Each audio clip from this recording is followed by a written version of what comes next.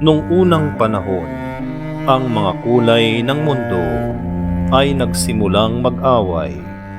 Lahat ay umaangkin na sila ang pinakamahusay, ang pinakamahalaga, ang pinakakapaki-pakinabang, ang paborito. Sa biniluntian, maliwanag na ako ang pinakamahalaga. Ako ang tanda ng buhay at ng pag-asa.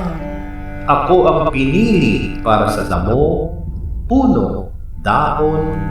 Kung wala ako, lahat ng hayop ay mamamatay. Tumingin ka sa kabukiran at makikita mo iyon. Ako ay nasa karamihan. Biglang sumagot si Bughaw. Iniisip mo lamang ang tungkol sa lupa. Ngunit ang langit at ang dagat ay isaalang-alang. Ito ang tubig na batayan ng buhay at iguhit ng mga ulap mula sa malalim na dagat. Ang langit ay nagbibigay ng spasyo at kapayapaan at katahimikan. Kung walang aking kapayapaan, magiging walang halaga ang lahat. Tumawa lang si Dilaw. Napakaseryoso ninyong lahat. Nagdadala ako ng tuwa, saya, at init sa mundo. Dilaw ang araw, dilaw ang buwan, dilaw ang mga bituin. Sa tuwing titingin ka sa isang sunflower, nagsisimulang mamula at ang buong mundo ay may ngiti. Kung wala ako, walang saya. Nagsimula si Kahil, kasunod na hipan ang kanyang trumpeta. Ako ang kulay ng kalusugan ng taas. Maaaring di ako napapansin, ngunit mahalaga ako. Dahil nagsisindi ako sa mga pangailangan ng buhay ng tao. Dahil ako ang pinakamahalagang bitamina. Isipin ang mga karot, kalabasa, dalandan, mangga at pao-pao. Hindi ako palaging mahamay. Ngunit kapag napupuno ko ang langit sa pagsikat at pagluho ng araw, ang aking kagandahan ay kapansin-pansin na walang sino man ang nag-iisip sa sino man sa inyo. Hindi nakapagpigil si Pula. Sumigaw siya. Ako ang namumuno sa inyong lahat.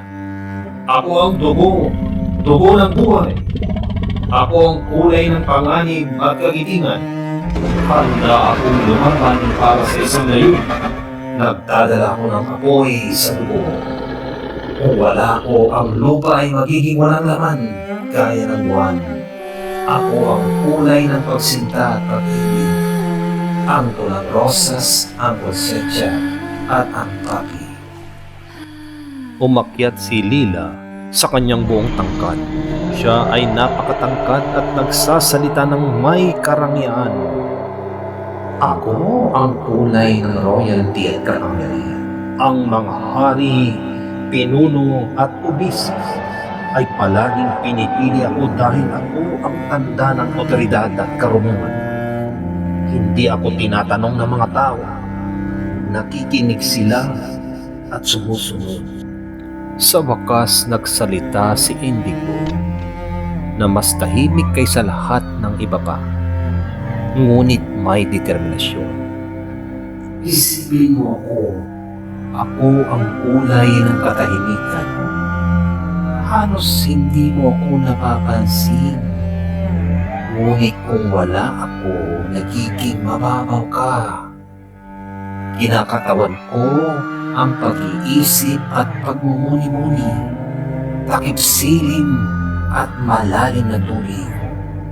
Kailangan mo ako para sa balanse at kaibahan, para sa panalangin at kapayapaan sa loob. At kaya ang mga kulay ay nagpatuloy sa pagmamayabang. Bawat isa ay kumbinsido sa kanyang sariling kataasan. Lalong lumakas ang kanilang pag-aaway. Biglang nagkaroon ng nakagugulat na kislap ng maliwanag na pagkidlat, kumulog at umugong. nagsimulang bumuhos ang ulan nang walang tigil. Ang mga kulay ay nakayuko sa takot, lumapit sa isa't isa, at hindi naghiwa-hiwalay. Sa gitna ng hiyawan, nagsimulang magsalita ang ulan. Kayong mga hangal na kulay, nagkikipaglaban sa inyong sarili. Bawat isa ay nagsisikap na mangibabaw sa iba. Hindi ba ganinyo alam na kayo ay ginawa para sa isang espesyal na layunin, natatangi at naiiba? Ang mga kulay ay nagkaisa at nagsanib kamay. Nagpatuloy ang ulan.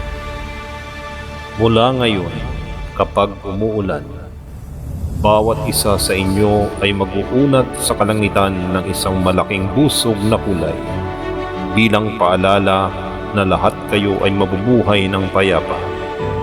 Ang bahaghari ay tanda ng pag-asa para sa bukas. Kaya naman sa tuwing hinuhugasan ng magandang ulan ng mundo, lumilitaw ang isang bahaghari sa kalangitan. Tandaan natin na pahalagahan ang isa't isa.